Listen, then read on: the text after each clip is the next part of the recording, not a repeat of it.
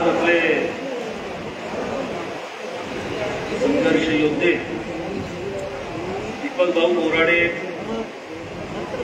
उपचार घेऊन बाहेर पडले। खरं तर त्यांनी घरी जावं असं आपल्या सगळ्यांनाच वाटत, परंतु ते संघर्ष योद्धे आहेत, त्यामुळं दवाखान्यातून ते थेट रणांगणावर आले। सर्वप्रथम आपलं आरोग्य चांगलं पाहून आमच्या सगळ्याच गणगोताला आनंद झालाय।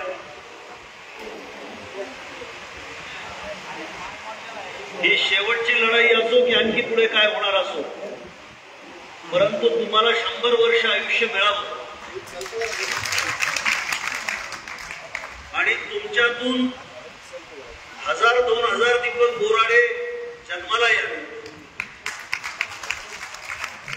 एवढीच बिरोबा चरणी, खंडोबा चरणी आणि अहिल्या चरणी प्रार्थना करतो। पहिली माझी सूचना अशी आहे की एखादी लढाई जिंकायची असेल तर त्यासाठी सैन्याजवळ जिद्द तर पाहिजेच, पण अंगभूत शिस्त देखील पाहिजे।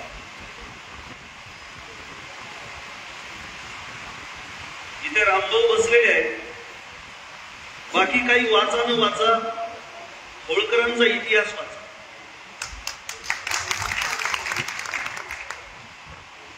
होळकरांनी लढाया कशा जिंकल्या, त्यातही यशवंतराव होळकरांनी अतिशय विपर्यस्त परिस्थितीमध्ये सगळ्या बाजूनं शत्रूंचा गराडा पडलेला असताना यशवंतरावांनी लढाया कशा जिंकल्या हे समजून घेतलं। म्हणून लढायासाठी सैनिकांची गरज असते, पण त्याही पेक्षा शिस्तबद्ध सैनिकांची गरज। म्हणून दीपक भाऊ, आपली 1 ला मीटिंग चालू व्हायला पाहिजे होती, जास्तीत जास्त 1:30 ला तुम्ही इथं पाहिजे। आता काही तुम्हाला न आवडणाऱ्या सूचना पण मी करतो की आपलं स्वागत केलं, जेसीबीतून फुलं उधळण्याच्या मी तीव्र विरोधातला माणूस आहे। मी पहिल्यांदा तुम्ही अनुकरण लोकांचं करू नका, तुमचा पॅटर्न तयार करा। धनगरांनी या देशाला पॅटर्न दिलेला आहे, धनगरांनी या देशाला आदर्श दिले। सगळीकडे अतिवृष्टीची परिस्थिती असताना स्वतःला मिरवून घेणं आपल्या धनगरांना शोभत नाही। त्यामुळे तुम्ही नेते आहात, तर नेत्यानं दिशा दिली पाहिजे। लोकांना जे आवडतं ते देतो तो नेता नसतो। कारण मी मोठेपणा म्हणून सांगत नाही, मी मधु दंडवतेच्या सोबत काम केलेलं आहे, मी भाई वैद्यांच्या सोबत काम केलेलं आहे। आणि देशाला फक्त आपलं आरक्षण नाही पाहिजे, देशाला एक नेतृत्व पाहिजे। आज त्याचा अभाव आहे। महाराष्ट्राला चांगलं नेतृत्व पाहिजे। हे खोटे तर रोजच पुन्हा उडवून घ्यायले, चोरीचे पैसे आहेत सगळे। आपल्याला पॅटर्न द्यावा लागेल, आपल्याला आवडो ना आवडो, पण मी या ठिकाणी बोलू इच्छितो आपलं पॅटर्न, साधेपणाचं पॅटर्न। पैशाचा उजळा करायला तुमच्याकडे आहेत का पैसे? तुम्ही त्यांची बरोबरी नाही करू शकत। आज शिमग्याची परिस्थिती आहे मराठवाड्यात, आणि अशा वेळेला आपल्याला हे शोभणार नाही। तुमचं नाव झालं पाहिजे। आम्हाला काळजी काय आहे? तुमच्या प्रतिमेची काळजी। कारण आपले सगळे नेते येतात आणि नंतरच्या कालखंडामध्ये त्यांची प्रतिमा बिघडून जाते, समाजाचे आंदोलन स्थगित होते। प्रतिमेला तडे गेल्यानंतर समाजावरती विपरीत परिणाम होतो, त्याची आम्हाला म्हणून तुम्हाला माहिती आहे, माझं जे वास्तव आहे ते मी बोलतो। तुम्हाला बरं वाटावं याच्यासाठी मी बोलत नाही। सत्य सत्याशी मन केले ग्वाही, मानी येले नाही बघता। आणि धनगर समाजाला कडवट सत्य बोलणाऱ्या लोकांची गरज आहे, असं माझं मत आहे। दुसरी सूचना माझी अशी आहे की आपल्याला लढाया सातत्याने करता येत असतात, लढायाचं तंत्र असतं। सतत माणसं जमा होणार नाही, आणि मग तुम्ही निराश व्हा आणि तुमच्या अवतीभोवतीचा जो कार्यकर्त्यांचा वर्ग आहे तो सुद्धा निराशेच्या गर्तेत आहे।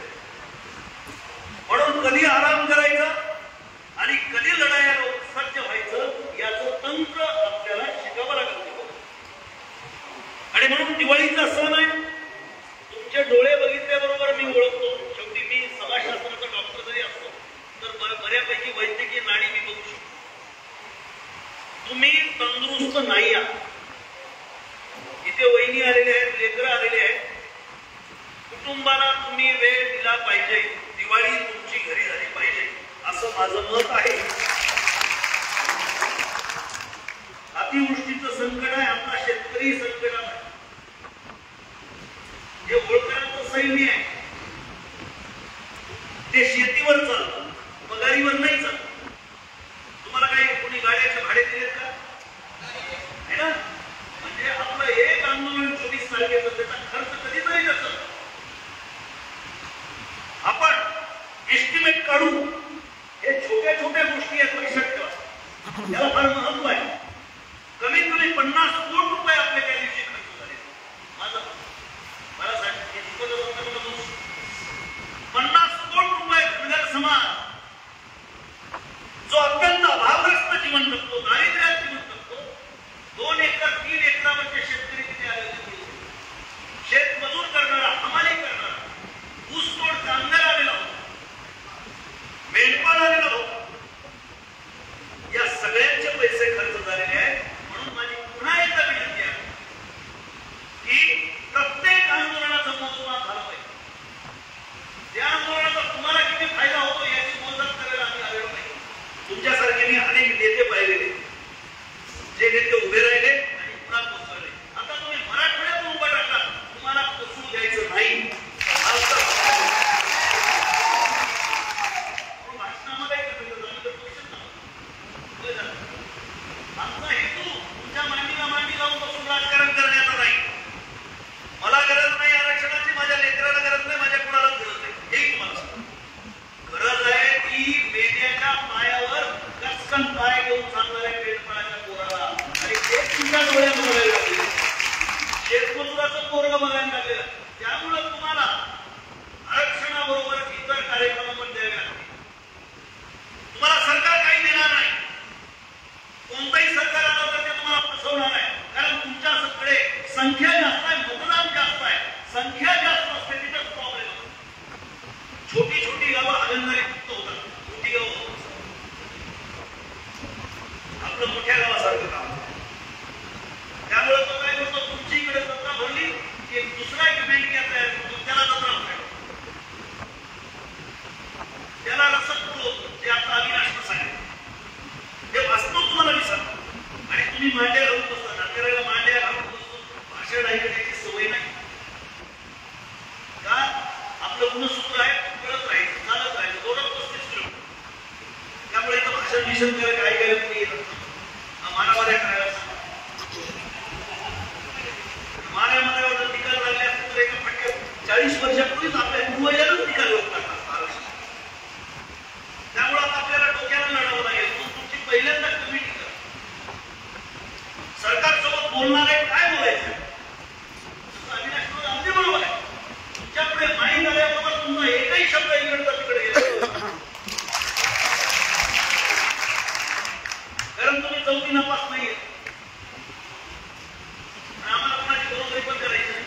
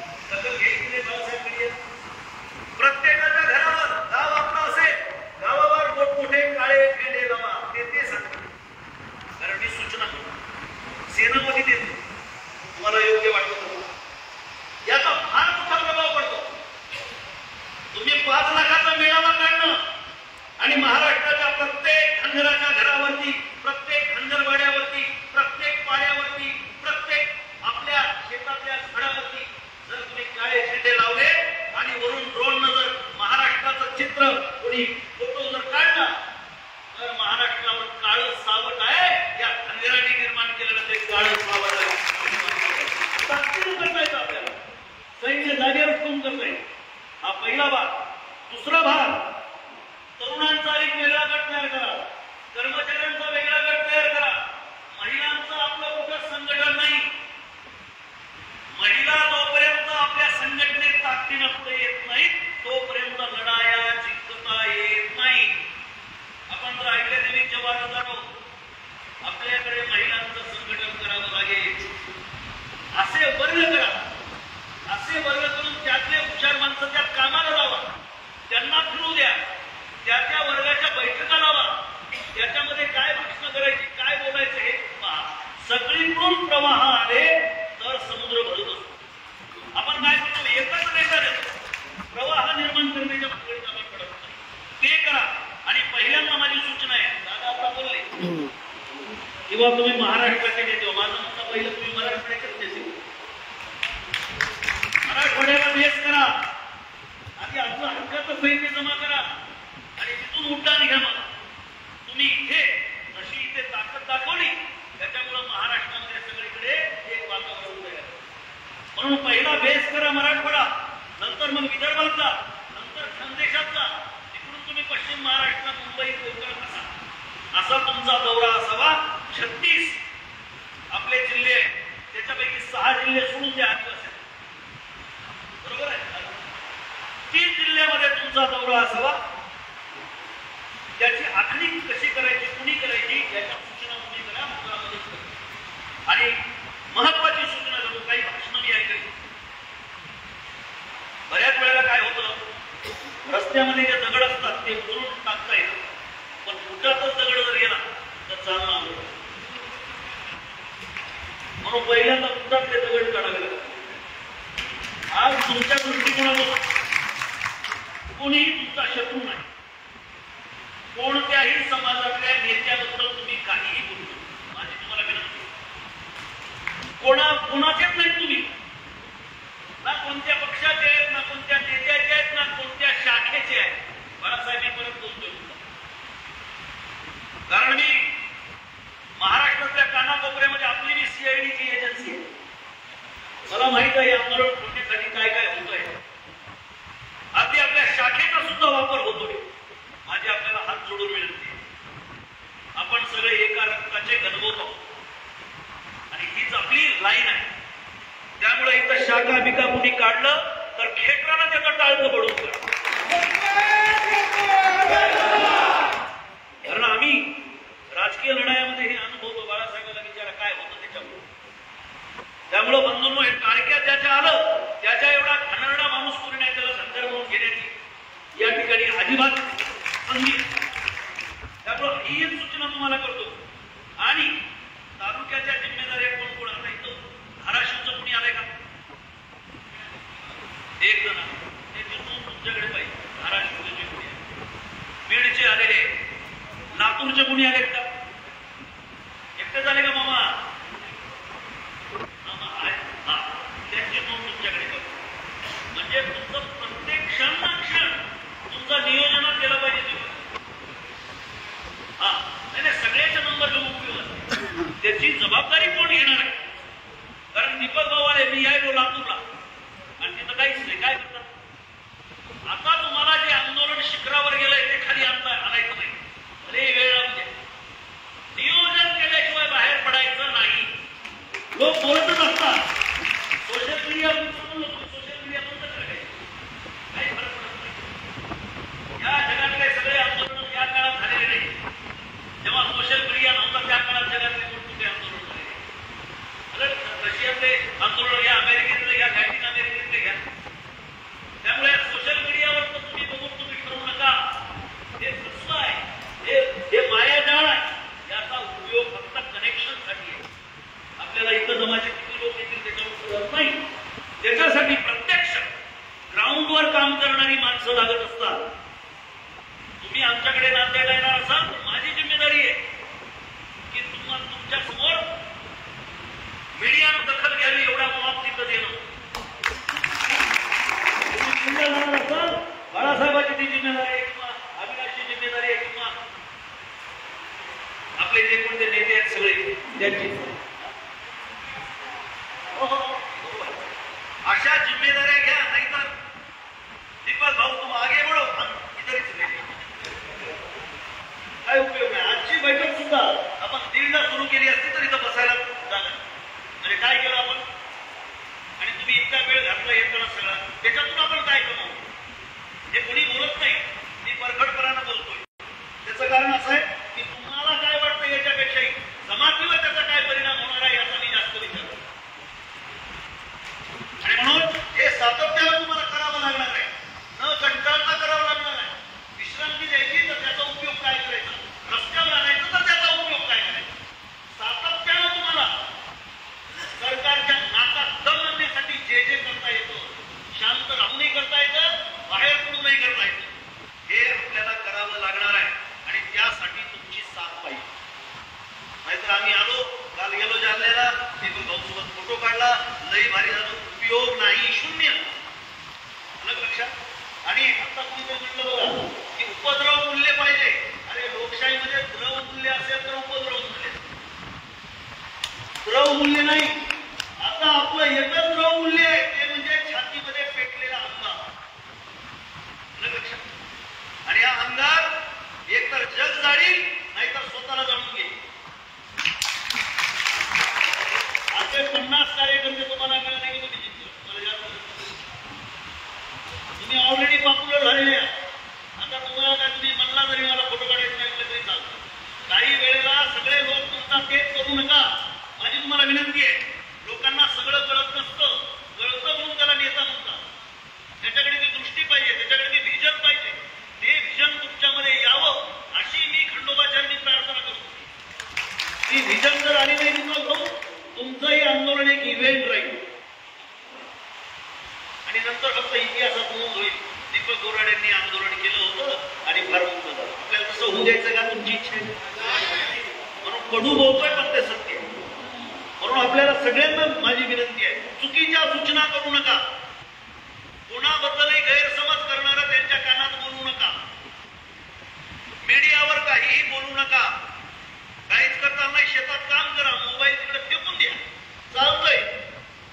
पण विनाकारण काम सोडून मोबाईलवर आपला काहीतरी हे नकोय. आणि आंदोलनाला प्रसिद्धी मिळालेली आहे, भारतभर ते गेलेलं आहे.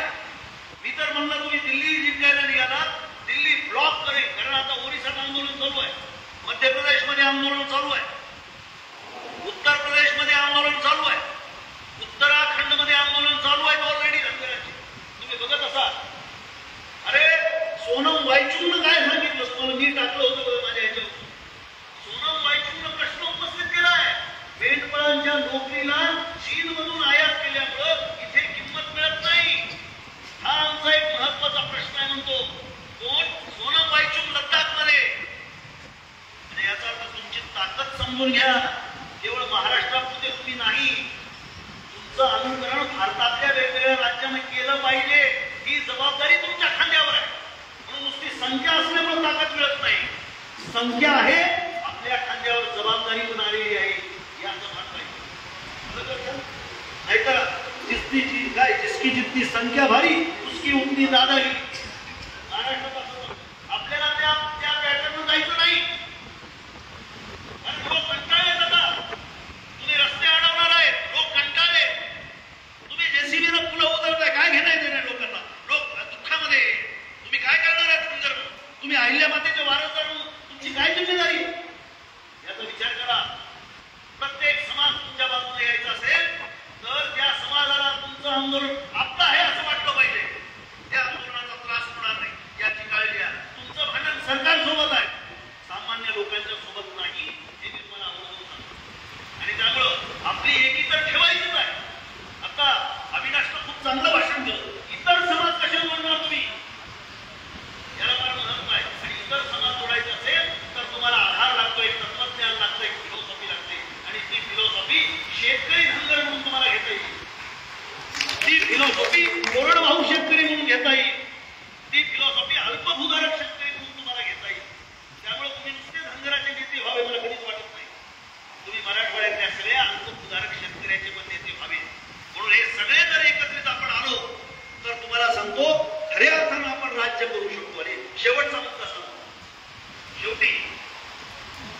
राजकीय तुमची भीती जर वाटत नसेल तर लोकशाहीमध्ये तुमचे आंदोलन नाही.